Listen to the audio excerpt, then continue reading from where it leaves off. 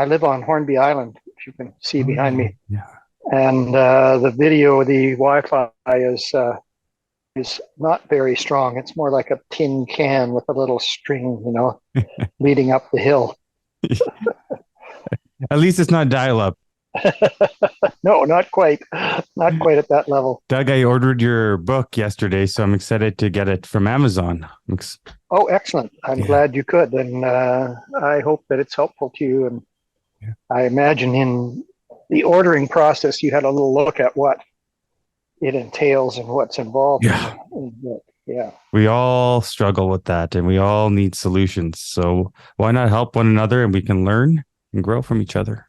Well, fractures in relationships are something that happen to everybody, and they result in a lot of toxically avoided conversations. Mm. And the whole aim of this book is to get people over that, so that they feel empowered. They don't feel that they need to avoid the conversation and say, okay, this is tough, but I'm going to do it because I value you, or because I care about you, or I care about our relationship, and to just get into it, and to know that as they go Mm-hmm. forward, following the guidance in the book, they'll be okay. They'll take the least amount of risk in undertaking a risky proposition. As for the listeners, Doug, you were born and raised in Edmonton. Yes. Yeah. And how did you get started in your career? Were you always somebody that thought a certain way and made a few mistakes along the way? We're Certainly only made lots human. of mistakes. No question about that. The course that I followed was when I was in high school. I saw a very fine man being interviewed, um, and it turned out that he was a lawyer. And I was so struck by his gravity and his language that I thought, no, I'm going to look into that. So I made the first mistake there. I decided I wanted to be a lawyer rather than I wanted to be concerned with fine men. Uh, so I found out later that I really wanted the latter more. Not that the law career was bad. It wasn't bad at all. It was a lot of fun. But I shifted when I was 30 to, I began the shift when I was 30 to coaching and consulting, and that's where I am now. Are you still in Mexico as well? I live in Hornby and Mexico and Calgary. So Nice. we kind of go around depending on the weather. And how's it out there? Because I've heard about the fires coming through right now. It's insane. No fires here, Okay. no smoke here. It's been coolish. In fact, it's not as warm as it sometimes is here. It's about 25 every day, which is actually just ideal. So it's perfect. Not too hot, not too cold. Yeah. Yeah, nice. Yeah. And what brought you out to Hornby Island? Oh, back in the day when my son was playing hockey, he had a close friend in the hockey game there, and in the hockey league. And the friend said, "You should come out to Hornby. My parents get this place every year." So, on a flyer we did, and that was it. We've been here every summer since. So, And you were a chair of tech. So for the listeners, what exactly is tech? And is it open to everyone that's a small and mid-sized business, or is it you have to be invited into tech? you have to apply Okay. and be accepted. I mean, I don't think they're making it hard for people, but on the other hand, you have to be the right Hmm. sort of person, because you have to believe that nobody gets what it is to be an entrepreneur and to face the things that they face, but other entrepreneurs, really. So the central idea is bring these people together, let them talk through with each other the opportunities and issues that they're facing. And at the same time, let them be coached and let them learn from world-class speakers that come through. So um, the mix of those three is the value proposition for tech. What is something you've learned from seeing various organizations and entrepreneurs specifically in similarities of their traits? What have I learned about their similarity? It drive. They're all unremitting in their quest to get somewhere with their organization. Relentless. They're relentless and they're single-minded. I mean, everything that they are concerned with has to fit within the relevance of what works for this organization, what works for me as a person. So they tend to discard things that are they see as peripheral value to them, using their time. Oh, yes. Yes, they are. Some. Some. When you look at the reasons why you created a book like Fractures, where did that idea come from? Was it an overnight thought, or was it something that had been formulating for years? Fixing Fractures came via a long, slow gestation. I met John Constantouris, who is the teacher of this approach, many years ago. He was a tech speaker and a tech chair, actually. Yeah. So I got a chance to learn from him straight up. And I said to him, look, I want to learn how to do this. And so he said, well, I've never taught anybody. And so the short version is that I learned and I did the workshop that John espoused for many years, healing significant ruptures in organizations. And that's what led me in the end to write the book, because John did not write the book, and he died in the last 5 years. So I felt this information should not be any longer deprived of the general public. And what has been the reception so far of the book? Oh, I would say encouraging, but modest. One thing you learn about as an author, as distinguished from a writer, is that you have to write the book, then you have to produce the book, and then you have to promote the book. And I haven't yet, I guess, done enough promotion that it's caught on. I keep thinking that somewhere someone's going to find it and espouse it and broadcast it. And that's part of why I'm talking to you, of course. Well, absolutely. Why not? We should get it out there, Hope so. I think it's very useful, and I hope that it can reach the audience that it was intended for.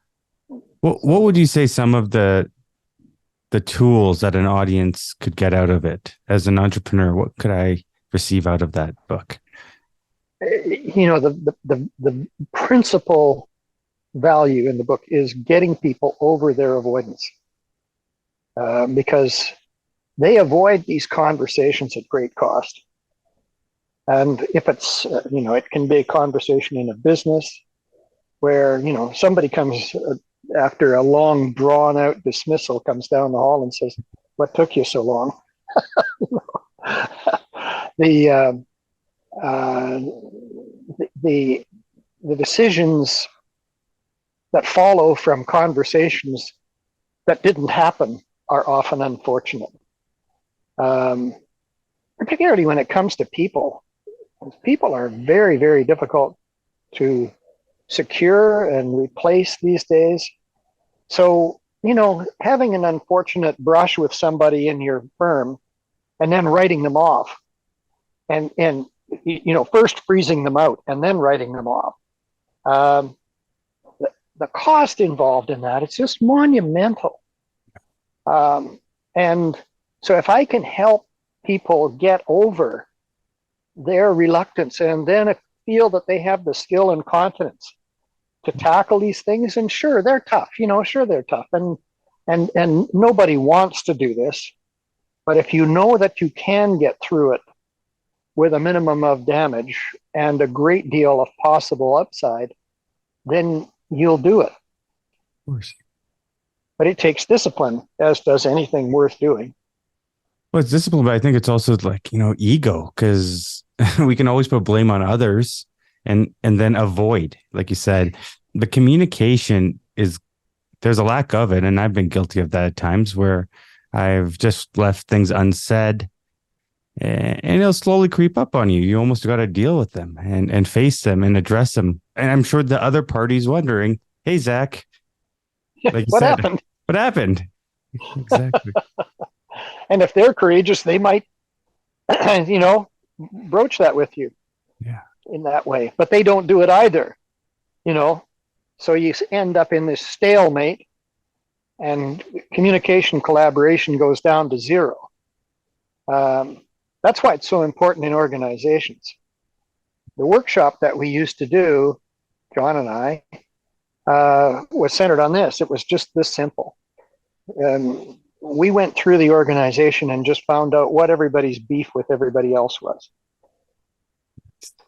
And we got an inventory of those, and then we would pull them together into a room for a couple of days, teach them the protocol that's in the book so they knew how to go about the discussion, then call the most explosive pair up in front of the room and work that issue with them until it was completely resolved. And that's the test for this approach. The outcome is that this issue will never come up again. I think about this. It's never the he said, she said. There has to be something deeper than that, underlining common issues between employees, contractors, and teams, and vice versa. Yeah, or families, whatever, Yeah. Yeah, there is. The deeper issues are issues of typically Yeah. Emotion, identity. People are dissed. They feel they've been put down at a very fundamental level of their existence. But the cause of the issue can stem from a whole bunch of things that we work through in the protocol very succinctly. Because what happens when most people fight is they fight in a bundle. They don't separate out the things and keep them in compartments so that it all gets washed together. And then that makes the other person feel like they're just in a hockey net trying to deal with 100 pucks at once, So it can stem from misinformation. It can stem from an improper understanding of role and relationship and expectations that go with that. Right. It can stem from an emotional reaction. And it can stem from, very likely in part, as you said, from ego. That the ego has constructed some, magnificent edifice around this thing, and that has to be taken down. Oh, yes. Yeah. I was trying to find it right now, but Doug, you had something where it was the 5 pillars or 5 something that you talk about. Well, maybe the 4. I'll talk about 4, and then you can see. Yes, I think it was a 4 or 5 of them. Yeah. Yeah. The main thing people are interested in is, what's the recipe? Give me the magic bullet here.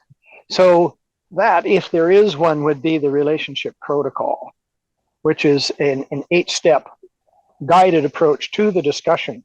And the strength of that, as I mentioned, is that it keeps these elements in compartments, doesn't let them spill over from one into another. The other elements are the relationship mindset, which is sort of a way to be with yourself and with other people. That means that constructive resolution is possible. So there are a number of tenets in that. The others would be the pre-work, which is something that, I've heard people say. In fact, I heard somebody say this morning in tough conversations, I wouldn't script them because it causes people to lose attention. I think that scripting and preparation is so critical to getting through the anxiety.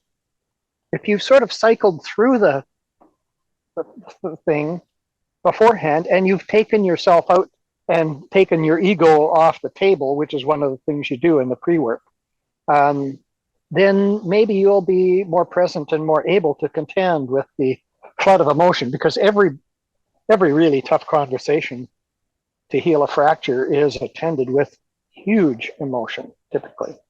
And it just overruns people. It takes them over. And whatever the fourth one is, I've forgotten it just now. We'll keep it at 3.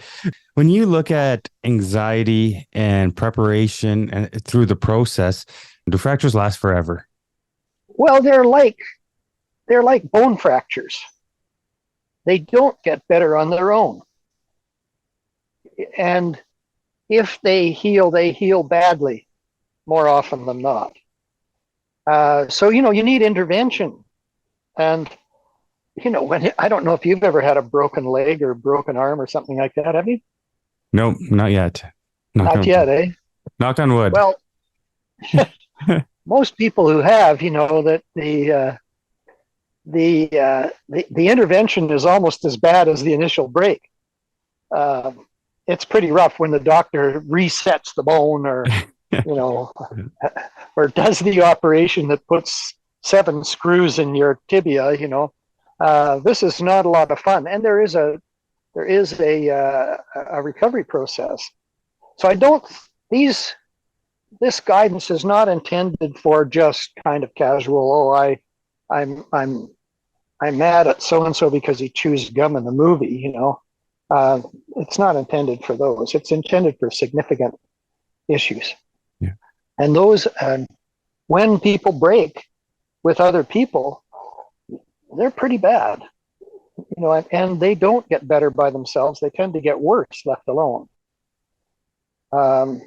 So I think that the analogy of fractures is a good analogy that brings home the gravity of these things. Oh, yeah.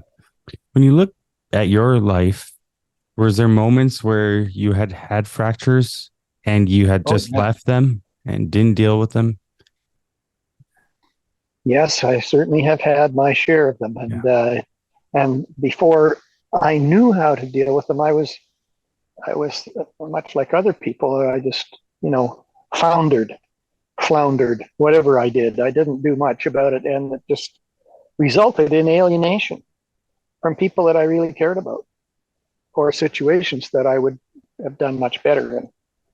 So I certainly have lots of it. And I think that's the thing, right, is that people end up having an accumulation of regret about those situations that have not been addressed. Was it fear for you, Doug, when you were dealing with that? Yeah, a lot of it. Yeah, same. A lot of it was fear. Yeah, why do you think I wanted to learn all this? So I could overcome my own fear. It's true. Yeah, we all should have a little more of that in our lives, is to overcome things, but just take that first step. That's the option we have, or live with it. Yeah, that's right. And a lot of people choose the latter. And their quality of life is diminished on account of that. Often is not. I mean, I can't say that in every situation, but and most people will justify. They'll justify later and say, well, it really wasn't that good, or it really wasn't that important, or whatever they have to do to soothe themselves due to their failure to grapple with the situation. Why is it so important to mend relationships and friendships in the workplace or in your personal life? Why is that so important? Even if you were at fault or they were at fault, what does it do for the soul and the human being?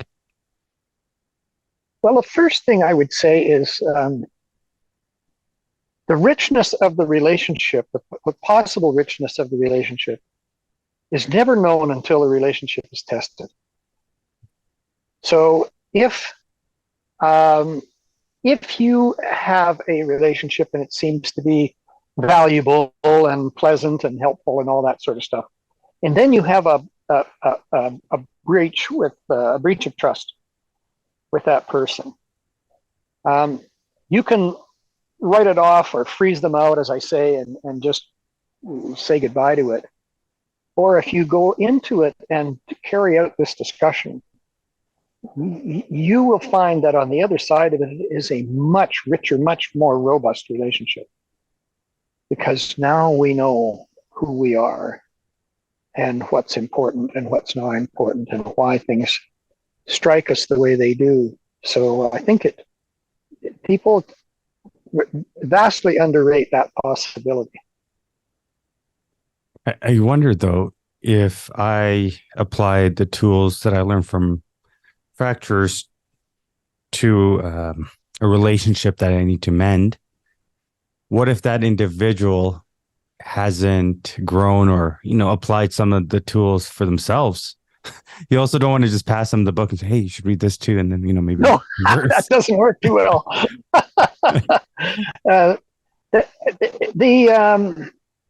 In the workshop, of course, we had the benefit of being able to educate both sides,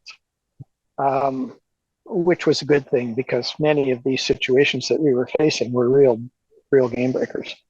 But I have found that I've taught this process to many people, and they have used it to great effect.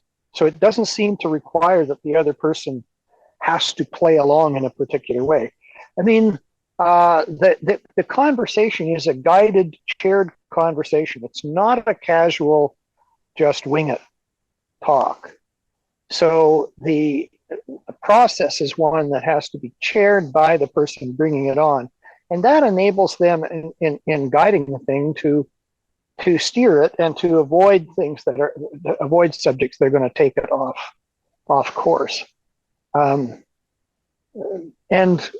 once you've learned and practiced it best in a not so explosive situation, you get more confidence that, okay, I know how to guide one of these conversations. No, it's so true. Yeah, you nailed it there.